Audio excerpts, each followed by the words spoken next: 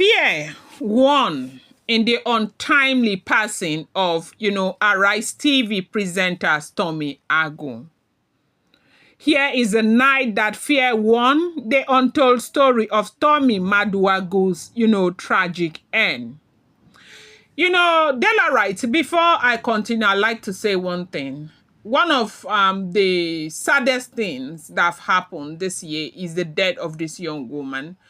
And it is really painful. I do understand that in Nigeria, a lot is happening in Nigeria. People are losing lives every day. That's not to say their lives are not important, but we are not important. But this girl's passing has everything to do with fear. And that is why I will say that we should be very, very careful, and we should try not to panic too much.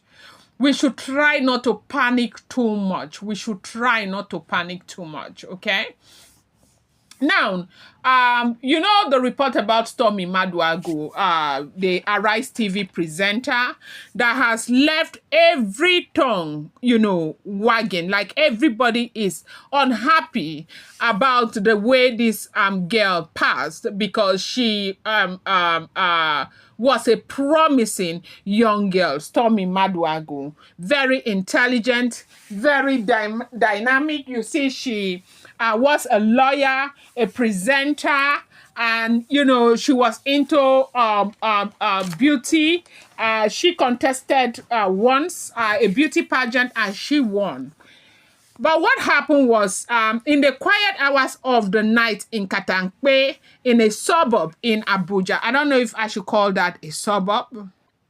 Okay, my husband is correcting me that it is not a suburb, okay? A home was invaded by darkness, not a home, an entire estate, okay? They said there were like 15 or 16 men with weapons, okay? And they entered the estate. They were going from one block to the next, right? So they say as these men were going from one block to the other, people were scared. Everyone was scared. As the, chaos unfolded, Sommie was terrified. Eyewitnesses say she tried to escape. She jumped from her window in a desperate attempt to flee the violence. She sustained grave injury. In that moment, when life most needed protection, the system failed this lady. They said calls to the police went unanswered. When officers finally arrived, they were said to lack fuel to transport her to the hospital. By the time help came via a family friend, she was very, like, she has lost so much blood. It was already too late. By the time they got her to the hospital, Sommie was declared, dead at, the hospital upon arrival. They said this happened in the Maitama General Hospital in Abuja. The official account from the FCTA insists that the girl, the body, she was brought dead into the hospital at about 4:30 a.m. and denies that there was any negligence, because right now people are saying that a lot of people, there were people there. Some people said that she was not attended to on time, that when they got there she was still alive, and the hospital had demanded for identification document. And by the time they would rush back to her apartment to bring her identification document, she was gone. Then again, eyewitness in her own apartment said Sommie Maduagwu was the one who was practically begging the policemen to take her to the hospital, that she needed medical care, that she was very, very, she was hurting inside so much. And the police said they lacked fuel.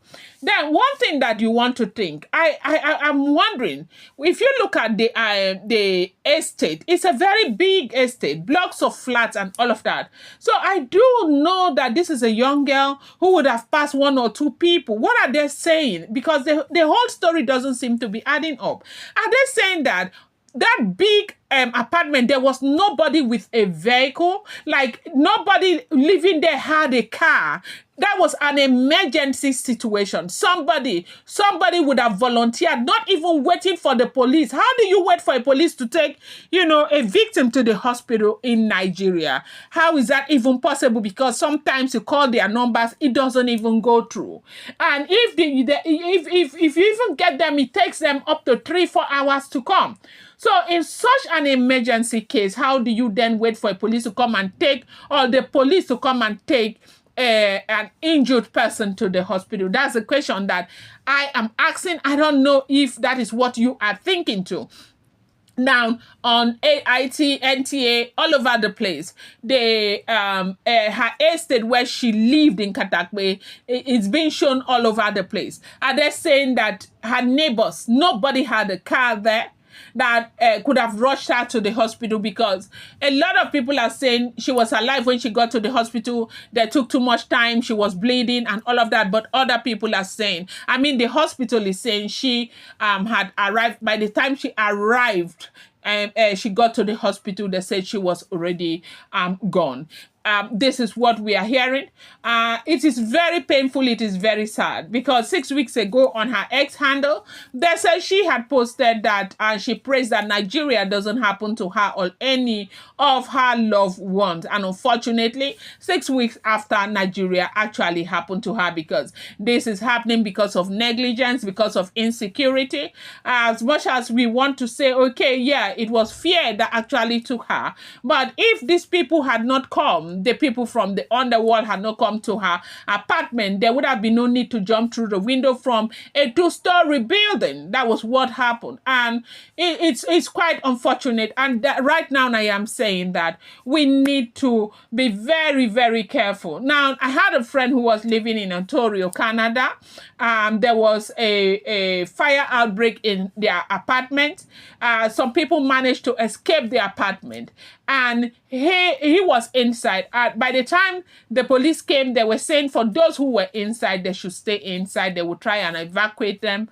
And he started trying to come down from, 11-story building. Now, as he was coming down, there was so much smoke that he could not, bear. By the time he got to like the 5th floor, the smoke was so much, he started trying to climb back up halfway to, in fact, he passed his own apartment because he couldn't, recognize his own apartment again. That was how he failed, and he died. Fear is one thing that is very, very bad. I know that it's not easy to tell people not to be afraid, but we do not have to panic in situations, because this was actually caused by panic as much as it is caused by the drama in Nigeria that has to do with, gross level of insecurity. Now, I don't know what you think, what your thoughts are, whatever your thoughts are. Please, I'd like to see it in the comment section. Just keep the conversation going in the comment section. Will, join you right there. Appreciate you. Thank you so much.